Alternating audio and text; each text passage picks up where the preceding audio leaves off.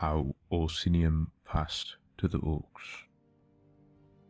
It was the 399th year of the Third Era, and standing on a mountainside overlooking a vast tract of land between the lands of Menevia and Wayrest was a great and learned judge, an arbitrator and magistrate, impartial in his submission to the law. "You have a very strong claim to the land, my lad," said the judge. "I won't lie to you about that, but your competition has an equal claim. This is what makes my particular profession difficult at times." "You would call it my competition?" sneered Lord Bowen, gesturing to the orc. A creature called Gortwog gro-Nagorm looked up with baleful eyes. "He has ample documentation to make a claim on the land," the magistrate shrugged. "And the particular laws of our land do not discriminate between particular races. We had a Bosmer Regency once, many generations ago." "But what if a pig or a slaughterfish turned up demanding the property? Would they have the same legal right as I?" "If they had the proper papers, I'm afraid so," smiled the judge. "The law is very clear that if two claimants with equal titles to the property are set in deadlock, a duel must be held. Now, the rules are fairly archaic, but I have opportunity to look over them,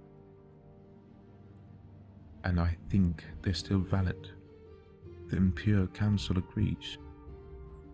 "What must we do?" asked the orc, his voice low and harsh, unused to the tongue of the Cyrodiils.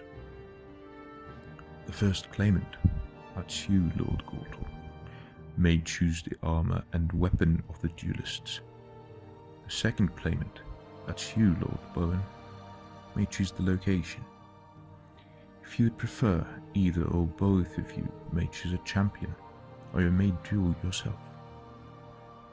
The Breton and the orc looked at one another, evaluating. Finally, Gortwog spoke. "The armor will be orcish, and the weapons will be common steel longswords. No enchantments, no wizardry allowed. The arena will be the central courtyard of my cousin Lord Beryl's palace in Wayrest," said Bowen, looking Gortwog in the eye scornfully. "None of your kind will be allowed in to witness." So it was agreed. Gortwog declared that he would fight the duel himself, and Bowen, who was a fairly young man and in better than average condition, felt that he could not keep his honor without competing himself as well.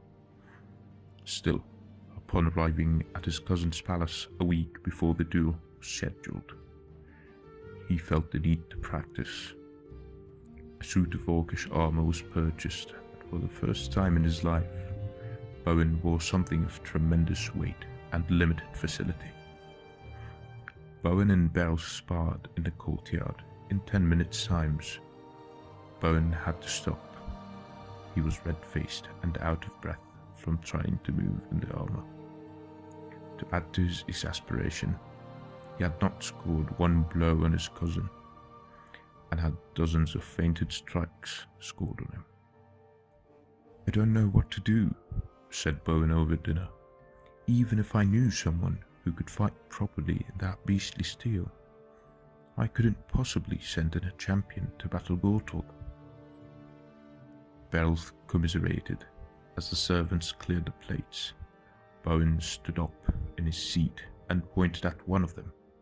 "You didn't tell me you had an orc in your household." "Sir," whined the elderly specimen, turning to Lord Beryl, certain that he caused offence somehow. "You mean old Turner?" laughed Beryl. "He's been with my house for ages. Would you like him to give you training on how to move in orcish armor?" "Would you like me to?" asked Turner obsequiously. Unknown to Beryl, but known to him now, his servant had once ridden with the legendary Cursed Legion of High Rock. He not only knew how to fight in orcish armor himself, but he had acted as a trainer to other orcs before retiring into domestic service. Desperate, Bowen immediately engaged him as his full-time trainer. "You try too hard, sir," said the orc on the first day in the arena. "It is easy to strain yourself in heavy metal.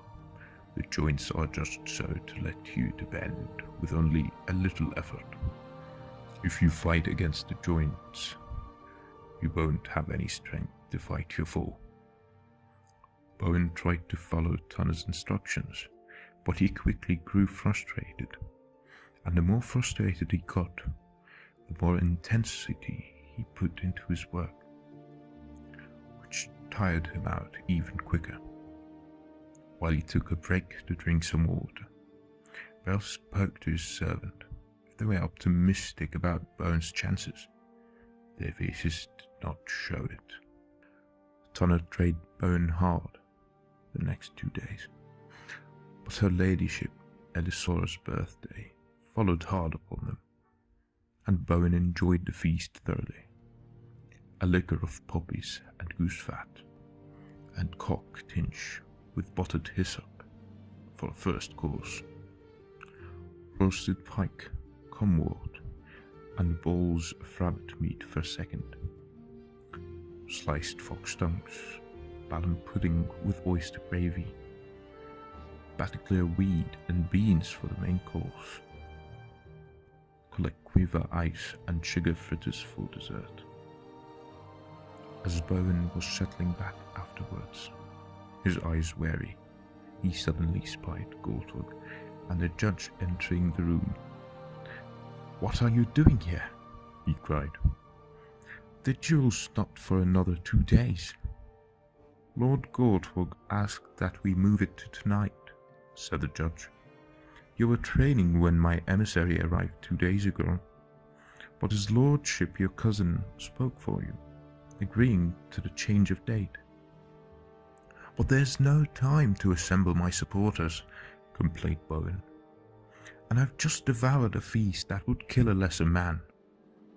Cousin, how could you neglect to tell me?" "I spoke to Tunna about it," said Bell, blushing, unused to deception. "We decided that he would be best served under these conditions." The battle in the arena was sparsely attended. Saturated with food, Bowen found himself unable to move quickly. To his surprise, the armor responded to his lethargy, rotating smoothly and elegantly to each stagger. The more he successfully maneuvered, the more he allowed his mind and not his body to control his defensive and offensive actions.